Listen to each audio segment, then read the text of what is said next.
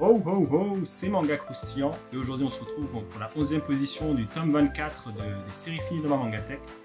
En 11e position on les retrouve Astra Lost in Space, une série finie chez Nobinobi en 5 tomes, avec un tome 5 un peu plus épais.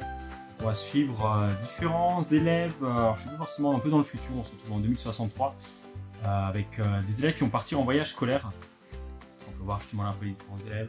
Ils vont partir en voyage scolaire sur une île, sur une autre planète pour voir s'ils arrivent à se démerder pendant une semaine tout seul. Mais malheureusement, il y a un petit accident qui va les téléporter à l'autre bout de l'espace.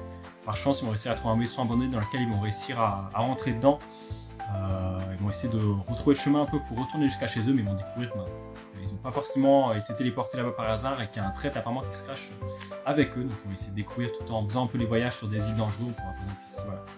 Ils vont explorer un peu différentes îles avec pas mal de dangers pour essayer de se ravitailler, récupérer de la nourriture et tout ça, et voir un peu, essayer de comprendre un peu ce qui leur se passe et essayer de trouver le chemin pour retenir jusqu'à chez eux. Je crois qu'il y a 5 ou 6 planètes, quelque chose comme ça, qu'ils doivent essayer d'explorer jusqu'à retourner. On voit un peu à l'arrière quelques images qui sont un peu plus parlantes par rapport à la série.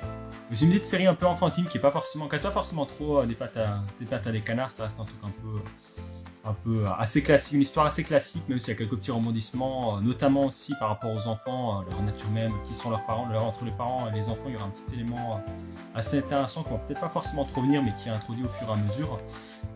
Pas mal d'histoires aussi, un peu, notamment un personnage, mais voilà, qui ressemble un peu à un garçon, mais qui finalement est une fille, donc on va apprendre un peu les personnages, on va apprendre un peu à le connaître.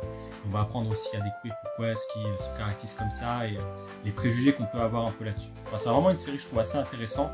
En 5 tomes en plus, qui se lit assez facilement, qui est disponible en animé sur 2 épisodes. Je pense que ouais, par rapport aux autres séries, pourquoi est-ce que le classe si haut, c'est que vraiment j'ai passé un très bon moment en la lisant.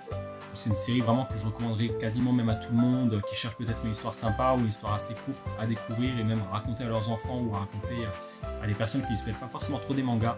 Ça reste voilà, une histoire vraiment très classique, qui permet en plus de mêler un peu voyage, niveau monde spatial aussi un petit peu avec faune, flore, pas mal de dangers. Même si c'est des enfants, ils réussissent assez facilement à déjouer les dangers, il n'y a pas forcément trop de scènes gore ou choquantes non plus dans la série.